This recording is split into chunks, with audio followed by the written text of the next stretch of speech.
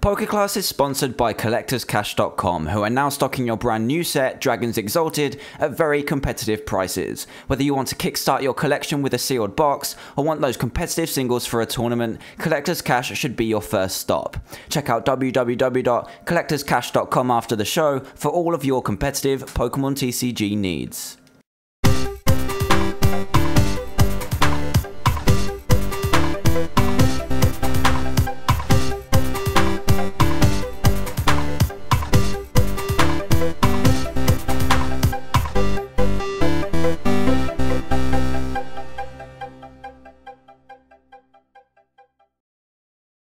Hey everybody, and welcome to episode 85 of PokeClass, and this week we're back on the Black and White onwards new format deck analysis. I took a 2-week break from these as Worlds 2012 was happening, which is always exciting stuff, but this week we're back and we're going to be starting on some more rogue ideas, as most of the top tier decks have already been covered by me in previous episodes. This week brings the turn of Garbodor, who has a very interesting ability that's just waiting to be used in the competitive environment, especially seeing as it can counter a lot of the format with what it does. Today we're going to be pairing it with Terrakion to give it even more impact on the current format, so let's get straight to it. First off, we'll have a look at Garbodor as a card by itself to see why people are so intrigued by it. Garbodor was given to us in the latest set, Dragons Exalted, and is a stage 1 Pokemon of Psychic typing, has 100 HP, weakness to Psychic, an ability, and a single attack. Now let's get the attack out of the way, as it isn't really anything special. 2 Psychic Energy and a Colourless gives you a straight 60 damage, which would have been better if it was compatible with double Colourless, but as it's not, you aren't really going to be using it that often at all. But where Garbodor shines is its ability called Garbotoxing, and what that does is when Garbodor has a tool card attached to it, all abilities apart from Garbotoxing are shut down. So if you attach a Pokemon tool to Garbodor, no abilities on both sides of the field will work. That counts even in the hand and from the discard pile. So straight away, this already sounds amazing, as we know how devastating a card like this was in the past. Shutting off all Pokemon's abilities is a seriously powerful power to have, as pretty much all of the main decks in the coming format work off abilities. Think of things like Hydreigon, Electric, and Altaria, just to name a few, and having no way to move energy, no way to grab energy from the discard, no attack boost, nothing. Obviously, the downside is that you're going to have find more spaces in a list, including Garbodor, for the array of tools you're going to need to activate Garbotoxin. We'll get onto the suggested tools later on when we get to the list, as there are quite a few you can choose from right now. But the fact is that Garbodor does have a downside to having such an awesome ability, mainly its HP, and having to have a tool card attached. So now we know all about Garbodor, I'll quickly move on to one of your main attackers of this particular deck, Terrakion EX, a Pokemon I'm sure you're all familiar with, but this one is the newest card from Dragons Exalted that we're going to take a look at. Terrakion EX has 180 HP, as usually expected from an EX, weakness to Grass, and 2 attacks. This Terrakion is used in the deck because it doesn't need any support from an ability to be set up, and it can hit really hard and pretty fast, which is all you're going to need when you shut down the main strategy of your opponent's deck. Being able to use Rock Tumble for a swift 50 damage by turn 2, and then following that up with the energy accelerating Pump Up Smash for 90 damage every turn after that, you've got a steam train of a Pokemon that your opponent is going to struggle to take down when they have no abilities to support them. We also have the non-EX version of Terrakion in this deck, but I'm sure you're fully aware of what that does. Hits for 90 damage as consistently as possible, for as long as possible before it hits the discard pile. Another thing to note is that both Terrakions are of fighting type, meaning they can take full advantage of the weakness of Zekrom and friends, as well as Darkrai to further take advantage of the expected metagame. So now that you know what the 3 main Pokemon are in the deck, let's move on to the skeleton list to help you build the deck to either play against or play with in preparation for upcoming battle roads. So we start off with the Pokemon that we've already covered, but we've got a free line of Garbodor, as that is your way of gaining edge of your opponent in the game. This line could be bumped up if you can find the room and feel like you aren't getting Garbodors out quick enough, but you do have a very decent search card for Garbodor, so that shouldn't be too much of an issue. Up next are your Terrakions, of which we have 3 Terrakion EX and 2 Terrakion from Noble Victories. As mentioned earlier, they are strong attackers that have great typing for the predicted metagame and don't need any further abilities to help them out, making them perfect for a deck that is designed to shut down all other strategies. Onto the trainers cards, and we'll start off with your supporter engine, which consists of 4 Juniper, 4 N, 4 Cheren, and either 2 Bianca or 2 Random Receiver.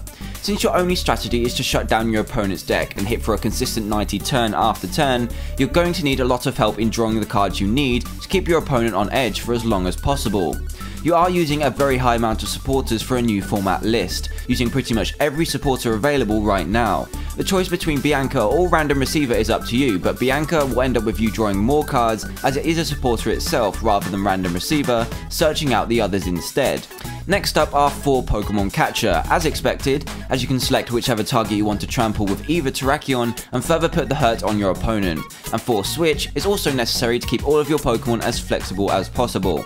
Since all of your Pokemon, attackers and support have 3 or higher retreat cost, you will have some issues with your opponent's catchers. But having 4 Switch just leaves little possibility of that happening too often. Next on the list is your search, and I'm personally undecided as to which is better. Ultra Ball, Heavy Ball, or a combination of the two. By running maximum Heavy Ball, all of your Pokemon are searchable apart from one without any downsides, but with Trubbish being the only one you can't grab, you will be facing some issues getting enough basics on the field. Running max Ultra Ball does make sense as it makes all of your Pokemon searchable, but it could be discarding too many resources which could matter later in the late game. A mixture of the two could be best with something like 3 Ultra Ball and 2 Heavy Ball, so I put that into the skeleton list for now, but feel free to change it up if you feel that the maximum of either one would be better. Now comes a very important decision, your tool card options. I have set aside 6 spaces for tools in this particular skeleton, but popping a few more in there could be a good idea if you have the space to stop things like Tool Scrapper and normal KOs putting you behind on locking your opponent. My top 3 tools are going to be Eviolite, Rescue Scarf and Giant Cape, as they all add something to the deck depending on what you're expecting to face. Eviolite is an obvious choice to shield your Terrakions, even further against normal attackers, but even more so against Shaman EX, Terrakion EX's biggest threat. Dependent on prize counts, Eviolite could save you from being KO'd too early on and helps you to keep your Terrakions alive for longer where all other Pokemon are concerned. You can also attach this to Garbodor as it will trigger its ability but won't give it any particular advantage. Rescue Scarf is a really nice choice as it does not only gives you Garbotoxin, but it also means that Garbodor will bounce straight back to your hand after being knocked out, meaning you can prepare to put it straight back onto the field again to keep the lock going as long as possible. Giant Cape is also a nice option as Garbodor gains an extra 20 HP while it's attached, meaning it's no longer snipeable by Raikou EX, another card set to be a big threat in the new season. It will just keep your Garbodor from getting KO'd cheaply and gives your opponent more to think about when trying to go for a straight catcher KO. Other interesting tool choices include Experience Share and Rocky Helmet, just to name a couple, to give your Terrakions even more energy acceleration or to get more damage on the field when getting KO'd. There is a lot of choice in this list and the tools choice is going to affect the way you play the deck, so try out all of them and see which you like best. Onto the energy now, of which I have placed 12 fighting in here. 12 energy is a fairly standard amount in this format and you could go higher, but do bear in mind that Terrakion EX will be saving some of it later on in the game through Pump Up Smash, so you aren't planning to run out of any during the course of the game. As for tech cards in this list, your choice of tool card is actually your main flexibility, but a few cards to consider could be recovery cards such as Super Rod, which could work nicely to keep your Terrakions and energy coming if you're running out near the end game, or maybe even some disruptive cards like Crushing Hammer, Enhanced Hammer and Tool Scrapper to really make a lock hurt on your opponent's side of the field. There are going to be quite a few options in this list, which will make a good list hard to master, but give them all a try and you might just find a great lock deck to try out when Battle Roads hit in September. And that is pretty much your Garbodor Terrakion deck all laid out for you. It's a very unique and interesting deck that has great matchups on paper, but might just need more developing to give the top tier decks a lot more trouble. It has all the ingredients to take down those top tier threats by hitting for weakness and shutting down abilities, so it will be interesting to see how it takes to the new season later next month. So thank you all for watching this week's episode of PokeClass. Please leave a comment down below about how you feel about the deck and any suggestions to make this deck even better. A like would also be highly appreciated, and please do subscribe if you haven't done so already. Have a great weekend everyone, and I'll see you all next time.